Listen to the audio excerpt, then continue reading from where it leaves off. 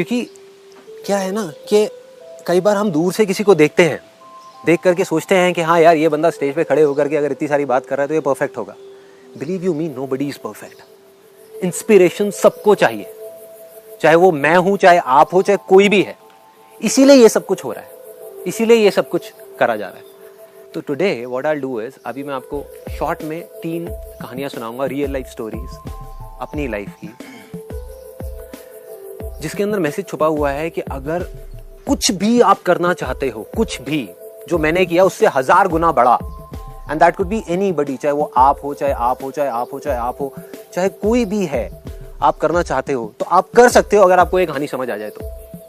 And you will say after this story कि हाँ ये बात मुझे पता थी। मैं कोई नई बात नहीं बताने वाला।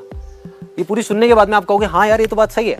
फिर मैं अब आपसे पूछने वाला हूं बैठ करके यहाँ तसल्ली से कि भाई कर क्यों नहीं रहे कर क्यों नहीं रहे? बिकॉज जब आप बोलोगे तो वो आप नहीं बोलोगे, वो इंडिया बोलेगा, वो इंडिया की पॉपुलेशन बोलेगी।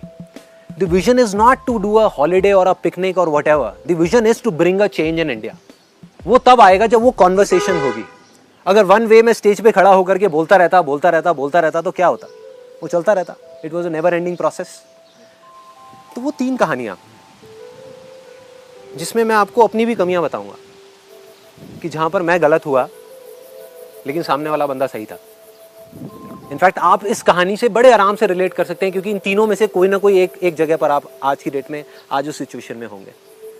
पहली कहानी मेरे एक ऐसे दोस्त की जो एक अच्छी मल्टीनेशनल कंपनी में जॉब करता है, बहुत सालों से कर रहा था। और अंदर ही अंदर जब भी मैं उसके साथ में वॉक करता था और होता था, पहले तो शुरू में जब मैंने काम करना अपना स्टार्ट किया था, बिजनेस अपना ये फोटोग्राफी का और ये सब बहुत छोटे लेवल पे, तो he used to criticise me. And वो बोलता था कि यार ये क्या बेकार की चीज़ें कर रहा है, ज़रा वही अपना ग्रेजुएशन पूरी कर, आगे MBA कर मेरी तरह जैसे मैंने किया, और फिर आगे जॉब कर, ये कर वो कर, वही जो टिपिकल एक अपना प्लान होता है, माइंडसेट होता है। लेकिन धीरे धीरे दोस्तों में क्या होता है, एक मज़ेदार चीज़ क्या मैंने देखी अपनी लाइफ में, जो जितना ज़्यादा अगेंस्ट था उन्होंने उतना ही मुझे अपना आइडल बना दिया। राइट? ये बड़ी मज़ेदार चीज़ें होती हैं। कुछ लोग होते हैं जो न्यूट्रल होते हैं, वो न्यूट्रल ही रहते हैं पूरी लाइफ के लिए। कुछ होते हैं जो आपको पॉजिटिव होते हैं, वो पॉजिटिव ही रहते हैं।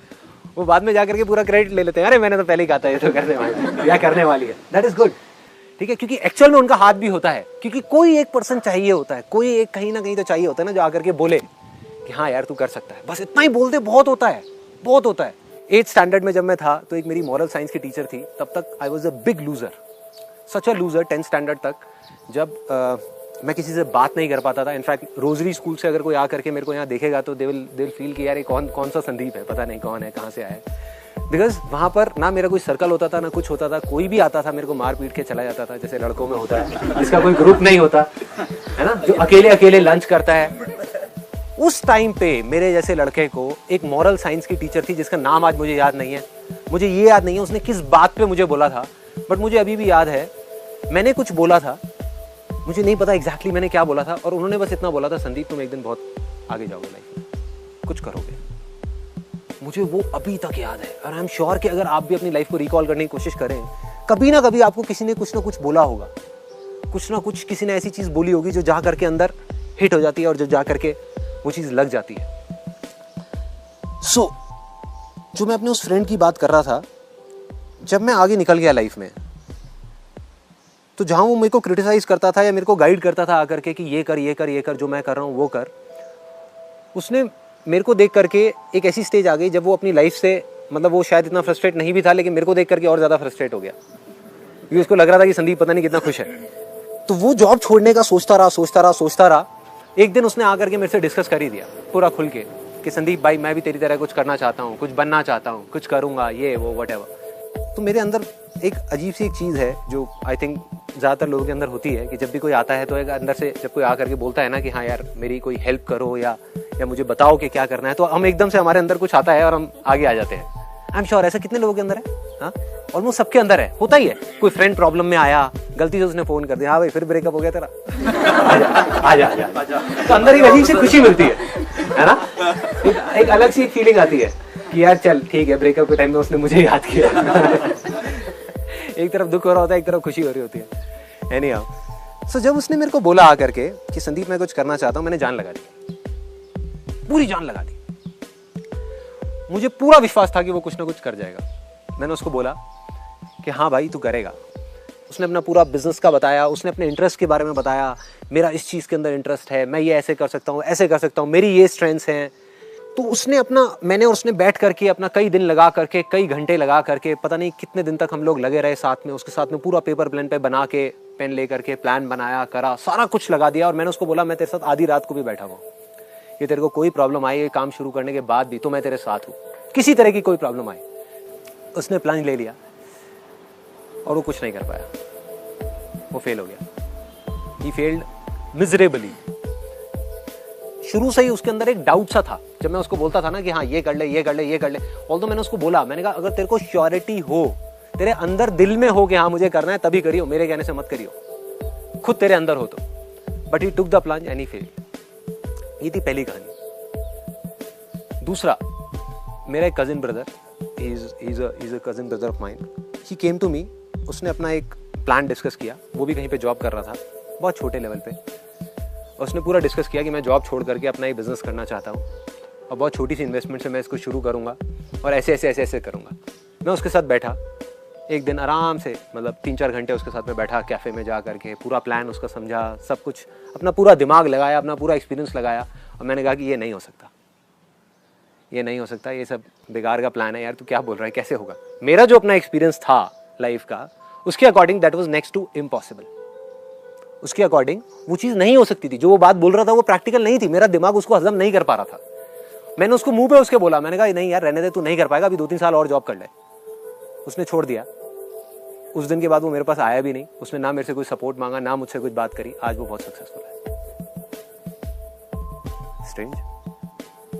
मैं फेल हो गया, वो सक्सेसफुल हो गया। पहले वाले में भी मैं फेल हो गया, राइट? क्योंकि मुझे लगा था कि वो कर जाएगा, वो नहीं कर पाया।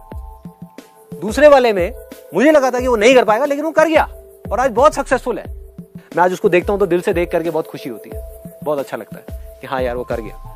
लेकिन दूसरी तरफ अपने ऊपर हंसी भी आती है कि मैं कितना बेवकूफ हूं, है ना? तो सोचो, अगर मैं आपको ये बात बता रहा हूं कि मैं इतना बेवकूफ हूं, तो कोई भी अगर आकर के आपको ये बोलता है कि आप नहीं कर पाओगे, तो किस बेस पे बोल रहा है? हाँ, कोई बता सकता है आपको? अपने एक्सपीरियंसेस के बेस पे, जो उसके आपके एक्सपीरियंसेस से बिल्कुल अलग हैं। तो कैसे आपको बता सकता है कोई आकर के कि क्या करना चाहिए, क्या नहीं करना चाहिए? कोई कैसे बता सकता है? तीसरा example, this is something very interesting. यहां मैं जीत गया फाइनली। मेरा कजिन ब्रदर, वो 12th उसने अपनी पास करी। वो अपना फुल मज़े में रहने वाला, अपनी ज़िंदगी जीने वाला खुल करके।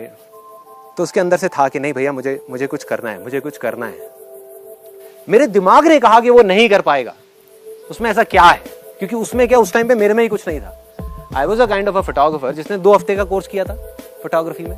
फोटोग्राफी एकदम बेकार। मतलब शुरू में जब मैंने स्टार्ट किया था, तो मैं अगर किसी का शूट कर देता था तो वो 4 दिन बाद आके मेरे को गाली देता था कि क्या आपने फोटो खींची है, कितने बेकार शूट किया है। मतलब मैं खुद ऐसा फोटोग्राफर था, तो मैं किसी को क्या सिखाता? उसने कहीं से कोर्स नहीं किया, कुछ नहीं किया। मुझे जो थोड़ा बहुत आता था वो मैंने उसको बता दिया फोटोग्राफी के बारे में, जो मैं जानता था। तो मे बी उसकी 100% जो उसने किया, उसमें से 1% जा करके मैंने उसको बता दिया कि देख भाई, मेरे को इतना पता है फोटोग्राफी के बारे में, तेरे साथ में बैठ करके 3 महीने 6 महीने मैं तेरे को इतना बता सकता हूँ। उसके बाद में हुआ क्या, मेरा दिमाग कह रहा था कि वो नहीं कर पाएगा, मेरा दिल कह रहा था कि वो कर जाएगा, और दिल से दिल का ऐसा कनेक्शन बना कि उसके दिल से भी आवाज आई कि वो कर जाएगा। और मैं जब भी उसको बोलता था बैठ करके, मैं दिल से बोलता था, मैं कहता था भाई एक दिन ऐसा आएगा, तू देखियो, जब तू सिर्फ इंडिया के नहीं वर्ल्ड के सबसे बेस्ट फोटोग्राफर्स में से एक होगा, वर्ल्ड के। और ज्यादा टाइम नहीं लगने वाला। तू ये मत सोच कि 50 साल की एज में होगा जैसा होता है नॉर्मली। अगले 5 साल के अंदर अंदर, अगले 6 साल के अंदर अंदर तू वहां होगा। लोग तेरे को देख करके कहेंगे कि हाँ यार, I want to be somebody like him. अब फोटोग्राफर, जहां तक मैं भी नहीं पहुंच सकता, जहां तक मैं सोच भी नहीं सकता पहुंचने की, तू वहां पहुंचेगा। मैंने झूठ बोल दिया उसको, क्योंकि मेरा दिमाग नहीं कह रहा था, दिल कह रहा था। झूठ बोल दिया मैंने उसको। उसने उस झूठ को सच मान लिया और उसके दिल से आवाज आई। उसके दिल के अंदर कहीं ना कहीं एक भरोसा आ गया, एक विश्वास आ गया, एक बिलीफ आ गया, फेथ आ गया कि अगर भाई कह रहा है तो सही होगा। उसने मान लिया मेरे उस झूठ को, सच मान लिया, और उसने अपनी पूरी जान लगा दी। दिमाग चाहे अगर वो भी अपना लगाता उस टाइम पे, उसका भी दिमाग यही बोल रहा होगा, आई एम 100% श्योर। मैंने कभी उससे पूछा नहीं, अभी पूछता हूं यहां पर बुला करके, बट आई एम 100% श्योर उसका भी दिमाग कह रहा होगा यार ये कैसे होगा। जब मुझे भी ये लग रहा था तो आई एम श्योर उसको भी यही लग रहा होगा। लेकिन दिल में इतना जबरदस्त फेथ था, इतना जबरदस्त बिलीफ था, विच वॉज अनइमेजिनेबल, और वो मिरेकल हो गया। आज वो सिर्फ इंडिया का नहीं, वर्ल्ड के सबसे अच्छे फोटोग्राफर्स में से एक है।